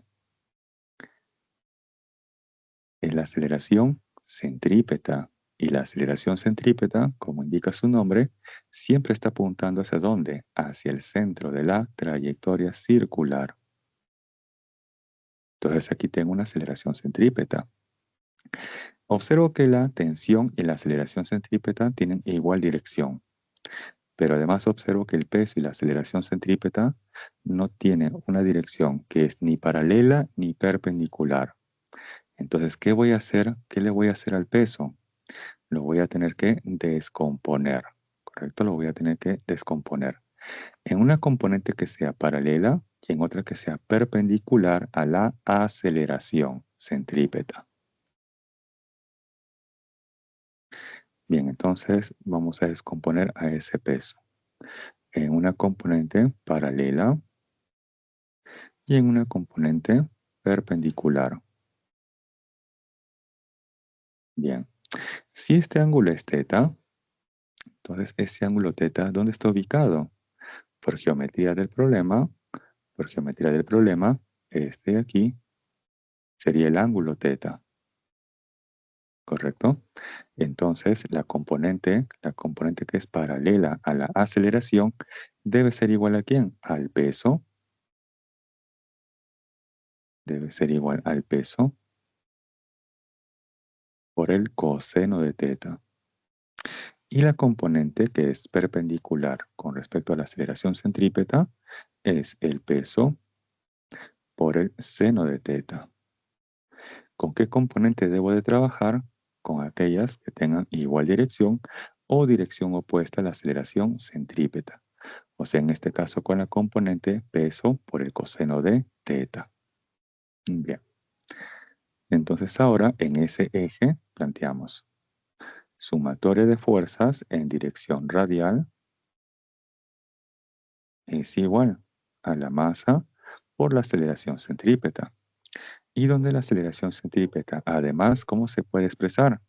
En función de los datos que tenemos, que es la rapidez y la longitud de la cuerda, o sea, el radio que describe, me conviene la rapidez tangencial al cuadrado entre el radio. Bien, en esa sumatoria de fuerzas, primero van aquellas que tengan igual dirección que la aceleración centrípeta. En este caso, la tensión. Ahí está, T. Luego, restamos todas aquellas fuerzas que tengan dirección opuesta a la aceleración centrípeta. En este caso, el peso por el coseno de teta. Esto va a ser igual a ¿quién? A la masa de ese objeto por la aceleración centrípeta, que lo puedo expresar como la rapidez tangencial elevado al cuadrado entre el radio. Listo. Y finalmente, a partir de ahí, despejando, obtengo el valor de la tensión de la cuerda. Ya que nos dan como dato la masa, la gravedad también se conoce, nos dan como dato la longitud de la cuerda, que corresponde al radio de la trayectoria circular. También nos dan el ángulo teta para ese instante, 37 grados, y nos dan también la rapidez para ese instante, para esa posición que vale 2 metros por segundo.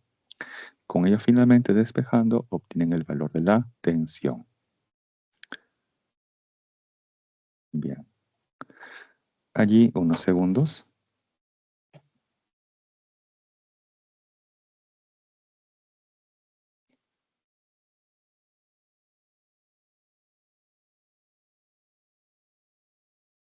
Ahora, en el tiempo que nos queda, Obviamente no voy a poder hacer todos los problemas, ¿no? Los 32. Entonces, de los problemas que aún no estoy haciendo, ¿cuál desean que resuelva? A ver, ahí en el chat voy a indicar el número de problemas que resuelva, ya que por el tiempo no voy a alcanzar los 32 problemas.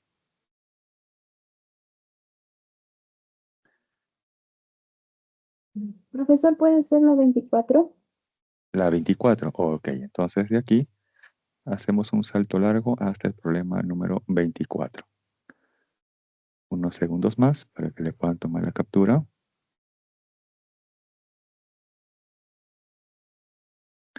Bien, entonces nos vamos hasta el problema número 24.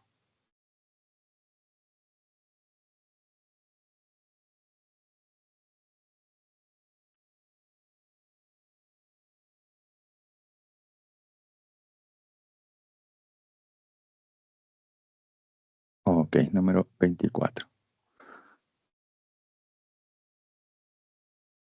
Nos dice lo siguiente. Un circuito eléctrico consta de una batería de 3,04 voltios y resistencia interna de 0,1 ohmios. El circuito contiene dos focos de potencia de 30 watts y de 90 watts. Si la pila genera una corriente eléctrica de intensidad 400 miliamperios, pregunta, ¿cuál es la potencia calorífica disipada en la resistencia equivalente de los dos focos? Muy bien.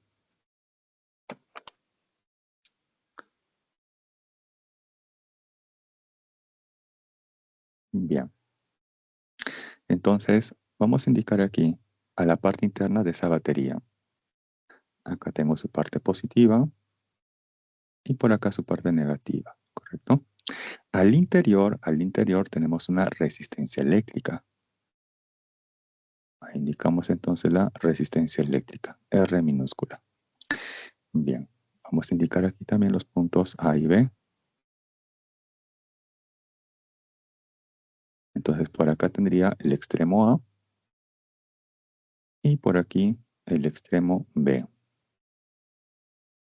Nos dice que esa fuente pila o batería, ¿no?, nos proporciona una corriente eléctrica de intensidad 400 miliamperios. Entonces por aquí tenemos una corriente eléctrica. I. Muy bien. Lo que quiero conocer es la diferencia potencial en los extremos A y B. ¿Por qué? Porque esa diferencia potencial en los extremos A y B es la que va a experimentar también estos dos focos.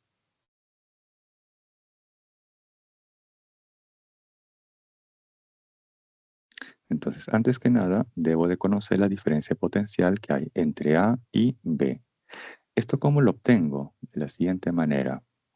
Voy a ir de B hacia A siguiendo el sentido de la corriente. Entonces, como parto del punto B, indico ahí potencial en B. Listo. Y me empiezo a desplazar de B hacia A, siguiendo ese sentido de la corriente. Y me encuentro con una resistencia eléctrica. Esa resistencia ofrece una disminución o una caída en el potencial eléctrico. De ahí que se coloca el signo menos, ya que la resistencia ofrece una caída. Menos ¿quién? El producto de R, esa resistencia interna, 0,1 ohmios, por la intensidad de corriente. ¿Cuánto vale? 400 miliamperios. Bien, sigo avanzando. Y me encuentro ahora con la parte negativa de la fuente, pila o batería. Si me encuentro con su parte negativa, aquí cambio de signo y coloco el más. Y luego escribo el valor de esa fuente, pila o batería. Luego ahí escribo el valor de esa fuente, pila o batería, que por dato vale 3,04. ¿Listo? Finalmente, ¿dónde llego? Al punto A. Entonces, esto lo igualamos con el potencial de A. Bien. Este potencial en B lo voy a pasar a restar al otro lado. Entonces voy a tener ahí potencial de A menos el potencial en B es igual a ¿quién? Al valor de la fuente, pila o batería, 3,04 menos el producto. de esa resistencia interna 0,1 por la intensidad de corriente. Listo. Hasta ahí ya tengo esta diferencia de potencial. Y esa diferencia de potencial debe ser la misma para cada foco. ¿Por qué? Porque se observa que esos focos están conectados en los extremos A y B. Entonces están conectados en paralelo. Y cuando están conectados en paralelo, ¿cómo es la diferencia de potencial o voltaje? ¿Iguales o diferentes? Iguales. Iguales, ¿No? así es. Así es, deben ser iguales. Bien. Pero yo no quiero conocer en este caso el voltaje en ellos. Lo que estoy buscando, ¿qué es? La La resistencia. potencia. Claro, así es. Quiero conocer la resistencia equivalente. ¿Por qué? Porque en función de ello voy a conocer la potencia calorífica que disipa justamente esa resistencia equivalente. ¿Pero cómo lo obtengo? Bien, sigamos aquí. Vimos que la potencia puede ser expresado ¿de qué manera? De tres formas equivalentes, ¿cierto? ¿Cuál es esa en la cual involucra la diferencia de potencial y además la resistencia eléctrica?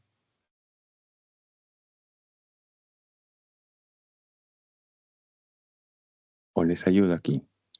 Yo me acuerdo que les dije que la potencia, yo me lo acordaba como el PBI, o sea, potencia igual a ¿quién? Al cuadrado Voltaje en por corriente, ¿cierto? Esa es una. Pero el voltaje también se puede expresar como VIR, corriente por resistencia. De ahí que teníamos una segunda forma, que es la corriente al cuadrado por la resistencia. Pero hasta ahí no me conviene ninguna de las dos, porque lo que estoy buscando a partir de esa diferencia potencial es el voltaje. ¿La otra cuál era? La que estaba indicando que era su compañero, o sea, la diferencia potencial al cuadrado, ¿entre quién? R. Entre la resistencia, así es. Entonces ahí lo que ustedes van a hacer luego es lo siguiente. Profesor, disculpe, ¿por qué la intensidad iba hacia la izquierda? Ya. En este caso, tener presente que la fuente pila o batería siempre proporciona corriente que sale de la parte positiva. Y la parte positiva, por defecto, siempre es la barrita más larga. Y acá además nos indica justamente cuál es la polaridad, positiva y negativa. Entonces la corriente sale de la parte positiva. Que sí que la corriente está yendo de B hacia A. ¿Correcto? La corriente en este caso está yendo de B hacia A. Bien, continuamos ahí. Entonces tengo que la potencia para el foco 1 debe ser igual a ¿quién? A su diferencia de potencial, en este caso entre los puntos A y B, esto al cuadrado entre la resistencia R1.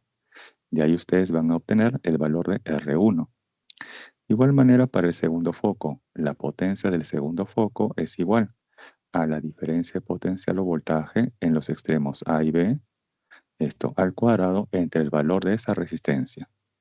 Despejando van a obtener el valor de esa resistencia, R2.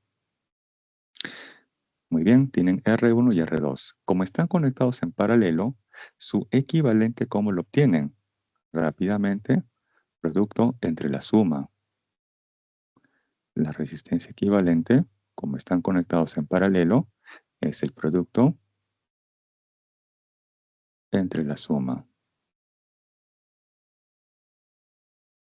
Listo. Hasta ahí lo que obtienen es la resistencia equivalente. Pero lo que están buscando, ¿qué es? La potencia, ¿cierto? ¿Y cómo obtienen finalmente esa potencia? Recuerden que si yo tengo dos resistencias en paralelo, yo las puedo retirar. Y en su lugar, ¿a quién conecto? A su resistencia equivalente. Y esa resistencia equivalente también va a estar sometida a la misma diferencia de potencial de quién? De los que estaban conectados en paralelo. Entonces de ahí, finalmente, planteamos que la potencia o la potencia calorífica, como deseen, o acerca de la potencia, para la resistencia equivalente es igual a ¿quién? A la diferencia de potencial en los extremos A y B elevado al cuadrado, ¿entre quién? Entre el valor de esa resistencia equivalente. Bien, y ese resultado es justamente lo que les están preguntando.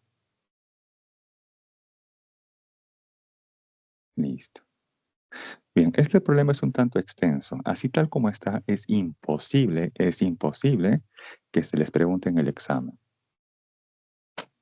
Porque como ven, tiene muchos pasos. Esto es básicamente para poder recordar lo que se vio en aquella oportunidad, ¿no? Y apliquen varios criterios, varios conceptos. Pero así tal como está, es imposible que se les plantee en el examen.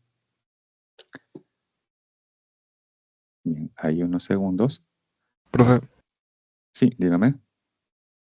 la diferencia de potencial sería en sí 3, ¿cierto?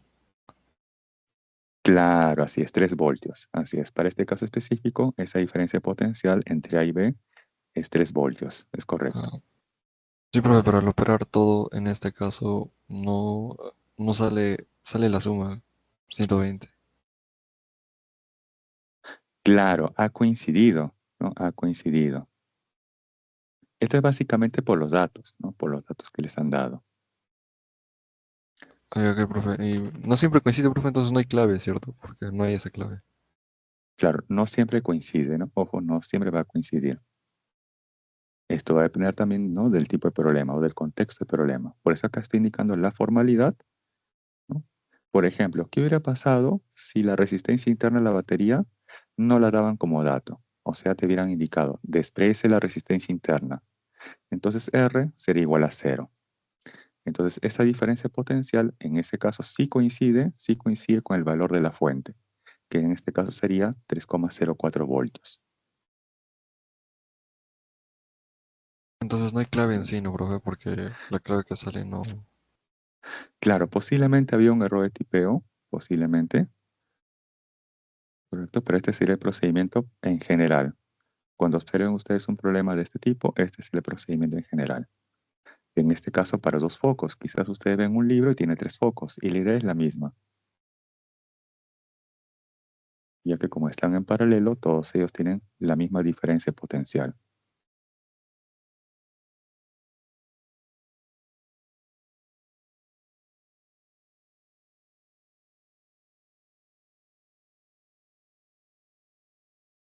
Bien, ¿algún otro problema?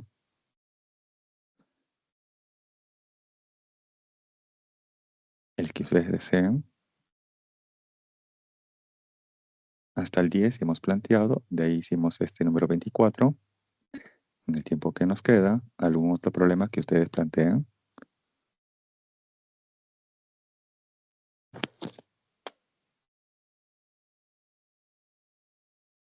El 23, profe. 23, ok, entonces 23. Retrocedemos. Ya está. Bien. Entonces borramos esto.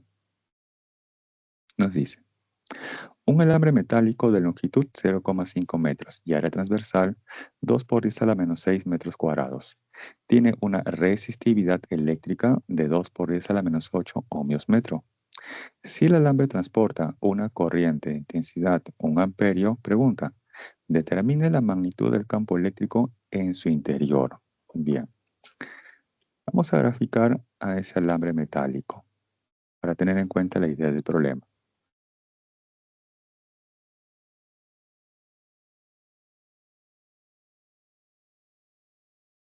Bien, ahí tenemos la longitud y por aquí su sección transversal de área A. Este alambre además tiene una resistividad eléctrica. Con esto ya puedo conocer la resistencia eléctrica de ese alambre conductor. ¿Y esto cómo se define? Como el producto de la resistividad, ¿por quién? ¿Por el área o por la longitud? Longitud. La longitud, muy bien. Y esto entre el área o la sección transversal. Bien. ¿Qué más? Nos dicen que dentro de ese alambre conductor se está transportando una corriente eléctrica. Voy a asumir que la corriente eléctrica se está dirigiendo hacia la derecha. Sí, vamos a asumir ello. Listo. Quiere decir entonces que en los extremos del alambre conductor, voy a indicar aquí X e Y. En los extremos del alambre conductor se tiene una diferencia de potencial. ¿Correcto? Bien. Por la ley de Ohm, esa diferencia de potencial entre los puntos X e Y es igual a ¿quién? Voltaje es igual a ¿quién? Corriente por resistencia. Ahí está la corriente I, que nos dan como dato, por la resistencia eléctrica que habremos obtenido con esta relación. ¿Correcto? Con eso entonces tenemos esa diferencia de potencial. Pero además vimos en su momento que esta diferencia de potencial en función del campo eléctrico es igual a ¿quién? ¿Lo recuerdan? Cuando vimos ahí líneas de campo eléctrico, les expliqué esto y teníamos ahí superficies equipotenciales. ¿Recuerdan?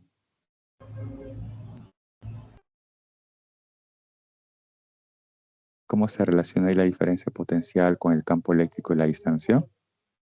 Distancia por campo Ah, E eléctrico. por D. Distancia claro, por campo este de aquí, así es. La magnitud del campo eléctrico por la distancia o distancia por el campo eléctrico. Así es, ¿no? Ya por B es igual que B por A. Perfecto. Entonces así finalmente igualan eso. En este caso concreto, esa distancia D es la distancia de separación entre los puntos X e Y. En este caso, esa distancia, ¿quién es? L. Para este caso concreto, esa distancia de separación entre los puntos X e Y es L. Entonces sería E por L, ahí está, es igual a ¿quién? A la corriente por la resistencia. Vamos a continuar aquí. Ahí está, la corriente por la resistencia. Pero esa resistencia es igual a ¿quién? La resistividad por la longitud entre el área, ¿cierto? De ahí se va a cancelar L con L. Y finalmente el campo eléctrico es igual a ¿quién? A la corriente por la resistividad entre ¿quién? Entre el área. Listo. Ahí reemplazan entonces ustedes los valores y con ello obtienen el campo eléctrico.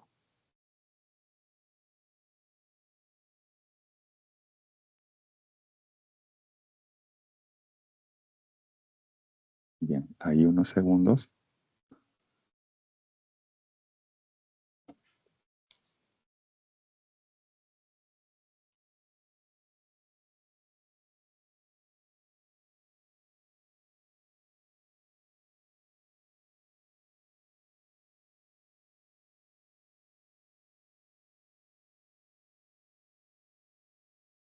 El número 30, ok, de aquí pasamos al número 30.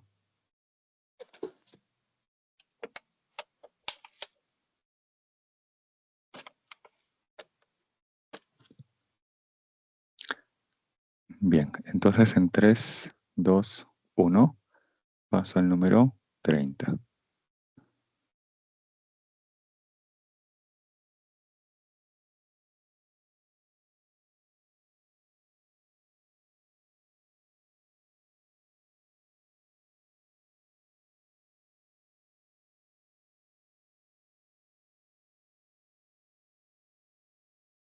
Bien, nos dice aquí, una lente delgada convergente proyecta sobre una pantalla la imagen de una lámpara con un aumento de 4 veces. Bien, hasta ahí nada más. Vamos a indicar los datos. La lente es convergente.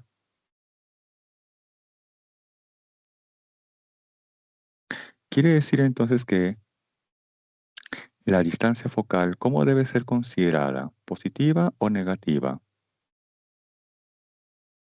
Vamos por partes. Dice que la lente es convergente. Entonces, esa distancia focal, ¿cómo debe ser considerada en las ecuaciones? Claro, positiva. Así es, muy bien, positiva, perfecto. Luego nos dice que proyecta una imagen cuyo aumento es 4 veces. Entonces ahí indicamos el aumento es igual a 4. Pero además tener presente que el aumento, ¿cómo se define? Como el cociente de ¿quién? De la altura de la imagen entre la altura del objeto.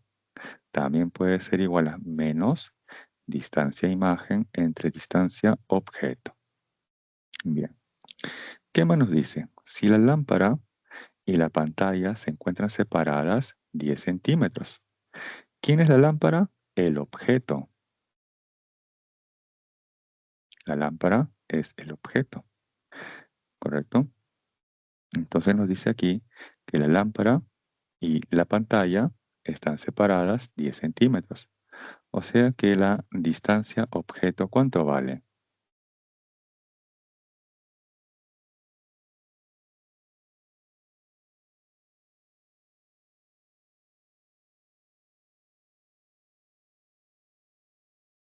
La distancia objeto vale 10 centímetros.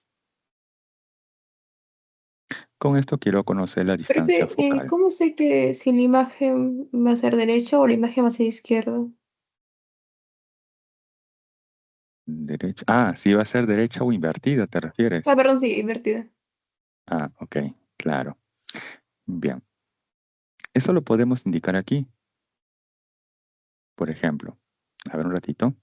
Tengo aquí 1 entre distancia objeto más 1 entre distancia imagen es igual a 1 entre la distancia focal, ¿cierto? La distancia objeto ya la tengo. Lo que falta conocer es la distancia imagen. Esta distancia imagen, ¿cómo lo obtengo? Comparando justamente el aumento, este aumento, ¿con quién? Con este otro, ya que la distancia objeto ya la conozco. Entonces, a partir de ahí voy a obtener la distancia imagen. Esa distancia imagen se reemplaza aquí. Entonces tendríamos lo siguiente. 1 entre distancia objeto más 1 entre distancia imagen. Esa distancia imagen sería ¿quién? Menos distancia objeto. ¿Por quién? Por el aumento. ¿Cierto? Y todo igual a 1 entre la distancia focal.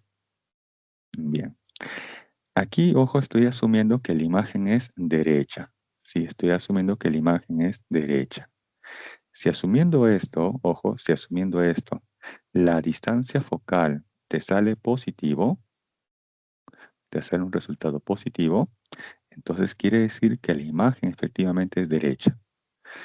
¿Correcto? Pero supongamos que resolvemos esto y nos sale una distancia focal negativa. ¿Eso qué quiere decir? ¿Que la imagen es invertida? No creo, porque ojo, la condición es la siguiente, que como la lente delgada es convergente, esa distancia focal, ¿cómo debe ser? Positivo. O sea, necesariamente este resultado debe ser positivo. Sí, necesariamente este resultado debe ser positivo. Entonces ahí, digamos, yo les dejo a ustedes para que puedan jugar con las dos situaciones. Cuando el aumento es positivo, o sea, la imagen es derecha, o cuando el aumento es negativo, o sea, cuando la imagen es invertida. En una de ellas, la distancia focal les debe salir positivo y debe ser además congruente justamente con la condición del problema, ya que la lente delgada es convergente. Y ustedes se van a dar cuenta justamente con la práctica cómo debe ser en este caso, en esta situación, el aumento, si debe ser la imagen en este caso derecha o invertida.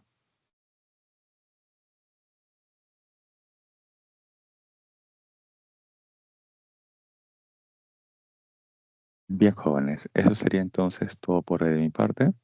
Antes de irme, voy a dejar aquí las claves de los ejercicios. Esta última diapositiva. Bien, ahí tenemos las claves de los ejercicios para esta última semana. Ahí la voy a dejar un ratito para que todos le puedan tomar la captura.